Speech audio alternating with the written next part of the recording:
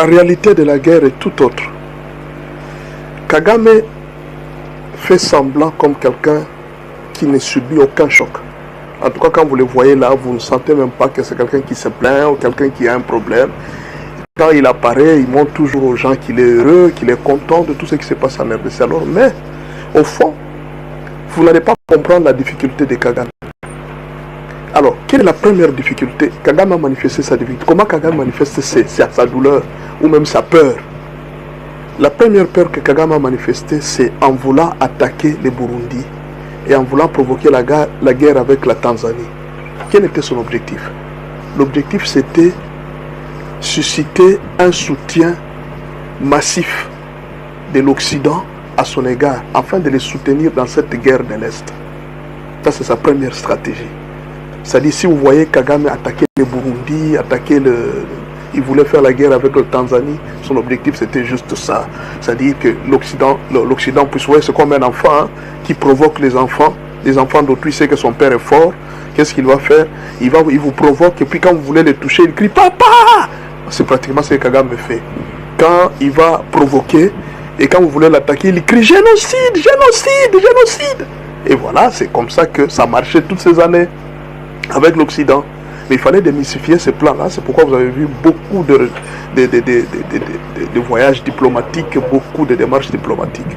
Alors la deuxième stratégie qu'il prend maintenant, c'est diversifier le champ de combat. C'est-à-dire, il ne faut pas seulement se concentrer sur...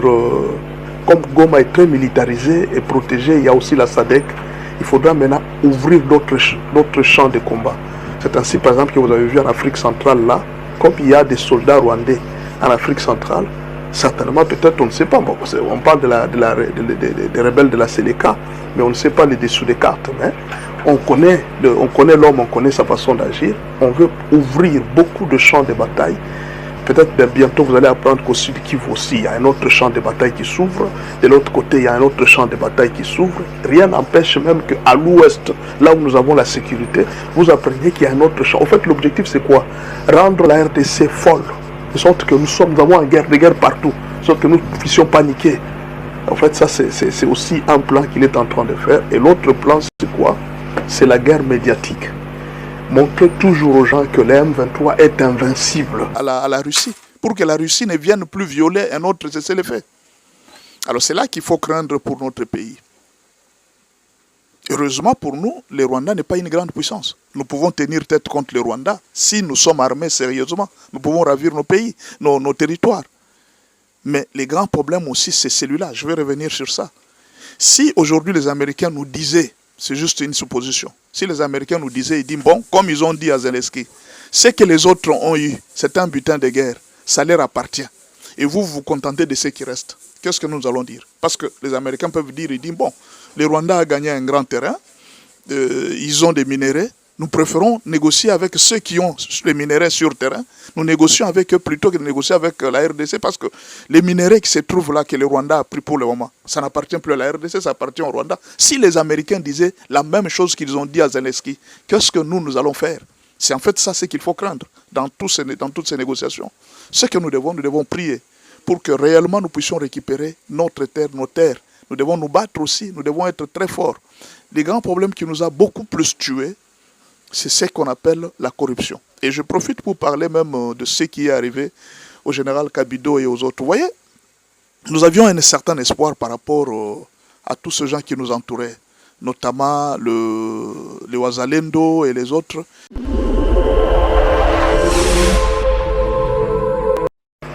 La réalité de la guerre est tout autre. Kagame fait semblant comme quelqu'un qui ne subit aucun choc. En tout cas, quand vous le voyez là, vous ne sentez même pas que c'est quelqu'un qui se plaint ou quelqu'un qui a un problème. Quand il apparaît, il montre toujours aux gens qu'il est heureux, qu'il est content de tout ce qui se passe en RDC. Alors, mais, au fond, vous n'allez pas comprendre la difficulté de Kagame. Alors, quelle est la première difficulté? Kagame a manifesté sa difficulté. Comment Kagame manifeste sa douleur ou même sa peur? La première peur que Kagame a manifestée, c'est en voulant attaquer le Burundi et en voulant provoquer la guerre avec la Tanzanie. Quel était son objectif? L'objectif, c'était susciter un soutien massif de l'Occident à son égard afin de les soutenir dans cette guerre de l'Est. Ça, c'est sa première stratégie. C'est-à-dire, si vous voyez Kagame attaquer le Burundi, il voulait faire la guerre avec le Tanzanie, son objectif c'était juste ça. C'est-à-dire que l'Occident puisse voir, c'est comme un enfant hein, qui provoque les enfants d'autrui, sait que son père est fort. Qu'est-ce qu'il va faire? Il vous provoque et puis quand vous voulez le toucher, il crie Papa! C'est pratiquement ce que Kagame fait. Quand il va provoquer et quand vous voulez l'attaquer, il crie génocide, génocide, génocide. Et voilà, c'est comme ça que ça marchait toutes ces années avec l'Occident. Mais il fallait démystifier ces plans-là. C'est pourquoi vous avez vu beaucoup de voyages diplomatiques, beaucoup de démarches diplomatiques.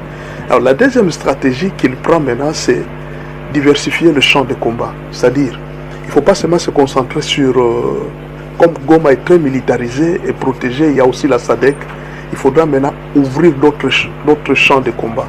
C'est ainsi, par exemple, que vous avez vu en Afrique centrale, là, comme il y a des soldats rwandais en Afrique centrale, certainement, peut-être, on ne sait pas. Bon, on parle des rebelles de la Séléka, mais on ne sait pas les dessous des cartes. Mais on connaît l'homme, on connaît sa façon d'agir. On veut ouvrir beaucoup de champs de bataille.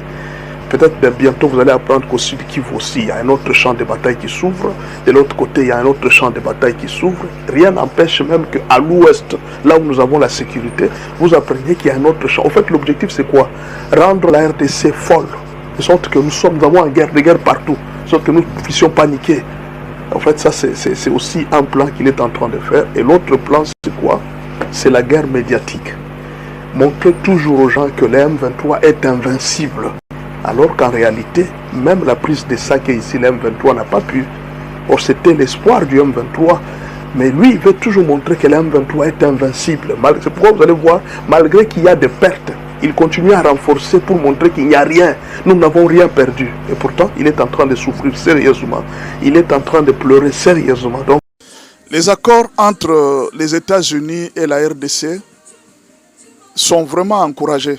Si ça réussissait, ça peut donner la paix à la RDC comme du temps de Mobutu. Parce qu'il faut reconnaître que si Mobutu a fait 32 ans au pouvoir sans avoir connu de grandes guerres, c'est parce qu'il avait eu un grand soutien des États-Unis.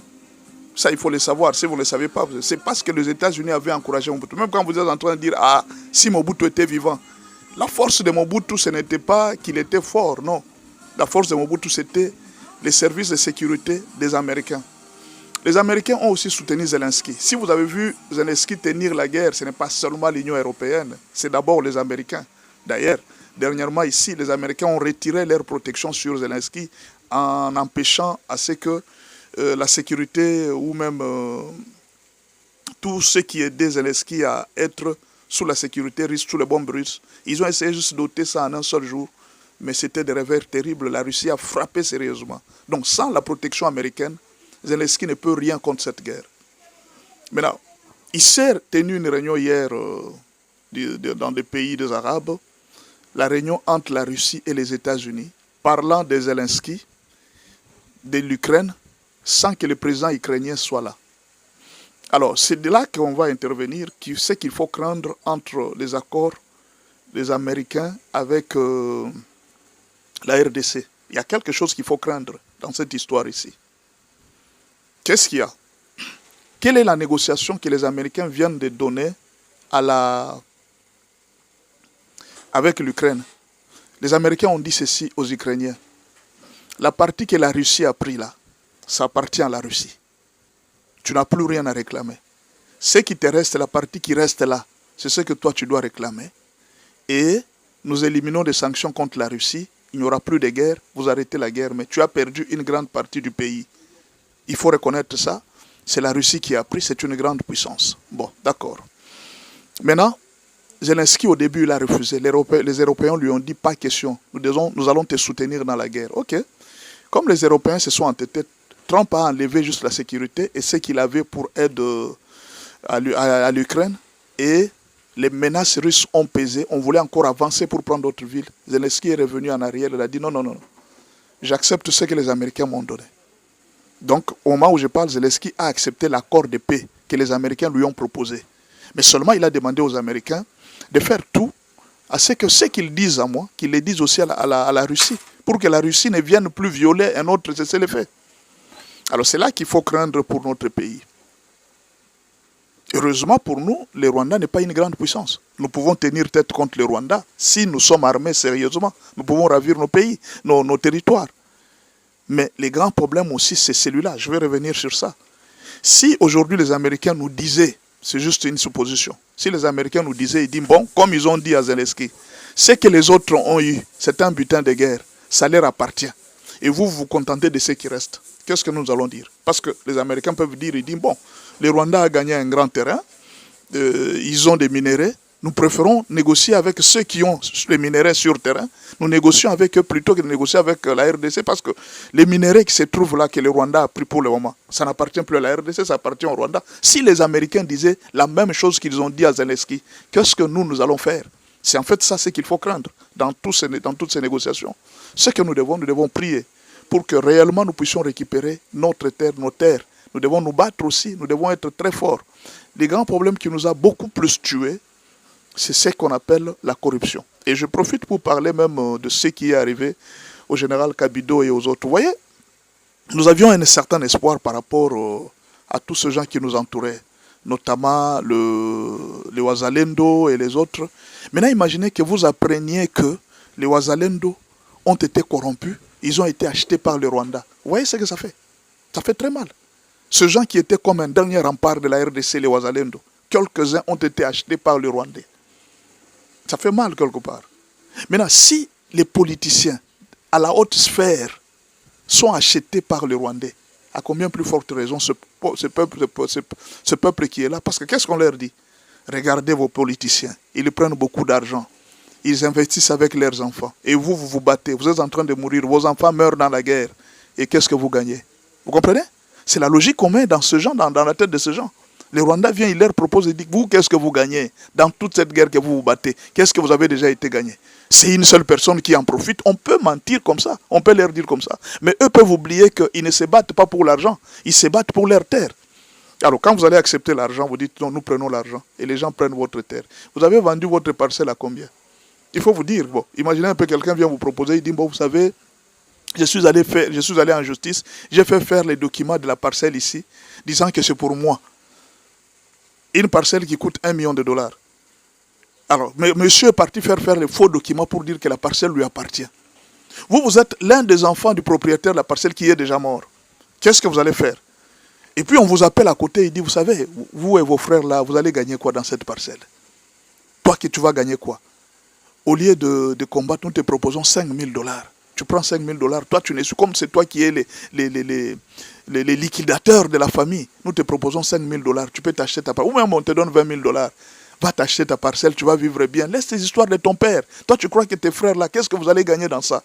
Et toi, bête que tu es, l'héritage d'1 million, tu acceptes qu'on te donne $20 000 et tu sacrifies la vie de tous tes frères. C'est ce qui arrive, pas seulement avec les Wazalendo, même avec les politiciens qui sont corrompus. Les généraux qui sont corrompus, c'est ce qui arrive. Vous acceptez de céder une parcelle que votre papa vous a laissée d'une valeur d'1 million de dollars parce qu'on vous a donné $50 000. Vous acceptez, vous sacrifiez tous vos frères et dit que chacun se débrouille. Ça ne me regarde pas. Si vous n'avez pas de maison, c'est votre problème. C'est ça le problème de la RDC. C'est ça. Nous, ce n'est pas que la RDC n'est pas forte. C'est une nation très forte. Mais le grand problème, c'est que chacun travaille pour son intérêt. Les jours où les Congolais doivent comprendre que nous devons travailler, parce que qu'est-ce qui anime le petit peuple à abandonner même la guerre? C'est parce que les gens se disent, ils disent, mais après tout, nous sommes en train de nous battre. Au finish, qu'est-ce que nous allons gagner? C'est ça le grand problème. C'est pourquoi, que ce soit les autorités, ceux qui nous dirigent, doivent prendre des décisions très fortes, ne jamais permettre à quelqu'un de voler l'argent. Parce que quand ces gens volent l'argent, ils sont en train de diminuer l'élan patriotique. Et c'est ça le plus grand danger. Diminuer l'élan patriotique, c'est quand vous voyez, nous sommes en train de nous battre tous. Les autres sont bien payés, nous ne sommes pas bien payés. Les autres vivent mieux, nous ne sommes pas bien. Alors que nous avons tous les mêmes combats. Nous nous battons tous de la même façon. Mais ça fait mal quelquefois. Vous voyez un peu? Ça fait mal. C'est ce qui décourage l'élan patriotique. Il ne suffit pas seulement d'aller négocier avec les Américains, mais il faudra aussi travailler la nation, travailler le politicien, travailler le peuple. Tant que les Américains, d'ailleurs, c'est mieux. Que demandent les Américains? La justice. Vous voulez collaborer avec nous, appliquer la justice. Si vous n'appliquez pas la justice, mais les Américains vous mettent dehors. Ils vous mettent dehors et ces accords risquent de ne pas réussir. Pourquoi aujourd'hui Kagame attire tant? C'est parce qu'il est autoritaire. Il est en train, chez lui, si tu oses tricher, voler, mais tu as ton sort. Et quand on demande quelque chose, il le fait. Mais chez nous, on peut demander, fais-nous ceci. Je vous donne par exemple à titre d'exemple. Les Américains avaient les minéraux de Tenke Fungurume. Ils avaient acheté, ils avaient tenté de collaborer avec les Congolais. Ils disent, nous allons collaborer.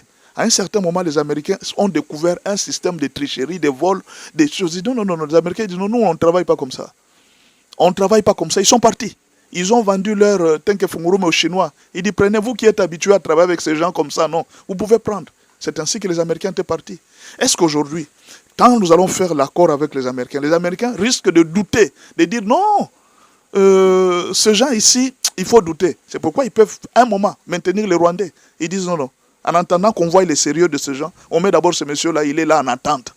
C'est pourquoi on peut voir, on peut conserver Kabila. Moïse et tous les autres, ce sont des éléments qu'ils peuvent utiliser pour leur dire, ils disent, bon, ça ce sont nos réserves. Au cas où Félix n'obéissait pas, nous allons utiliser ce genre pour faire ça. Et c'est ça le problème.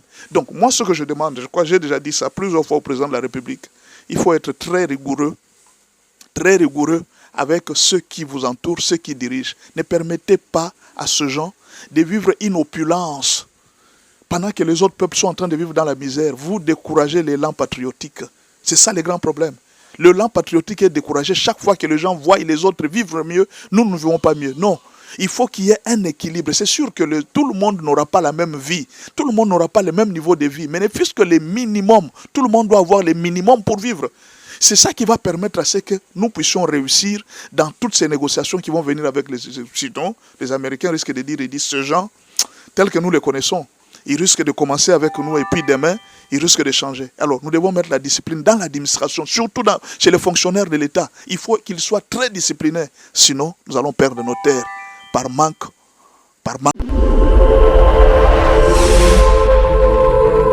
Bien-aimés dans le Seigneur Shalom, c'est bien moi votre frère, le pasteur Israël Nash, représentant légal à Ophelina. Jésus est mon papa. Jésus est mon papa à Kinshasa, déjà Bosunga Kaboyebi, Tozana Kache Kauka, Tokangamina Université Kimbangiste, c'est Prince Bongo. Ça fait déjà une année, Toza Sosuna Ophelina, Jésus est mon papa, Nagoma, Kolo Pesaki Initiative, Topana Nagoma. Ça fait déjà une année que Tozana Ophelina, Jésus est mon papa, Nagoma. Toza plus ou moins na 58 enfants, Nenge Bozomona, Nabilili.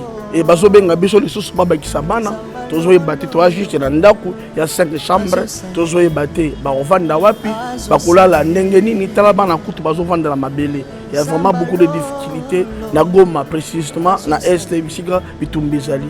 Par rapport à la situation de Mboka, par rapport à certaines réalités qui sont passées dans Mboka, nous avons senga, les vrais patriotes, tous sont bana oyo bazo kufela ba parents na moment de guerre, ils ont gagné pasteur Israël Nash. Nous avons juste 100 individus où on zamba pesi mosala ya koboko la bana.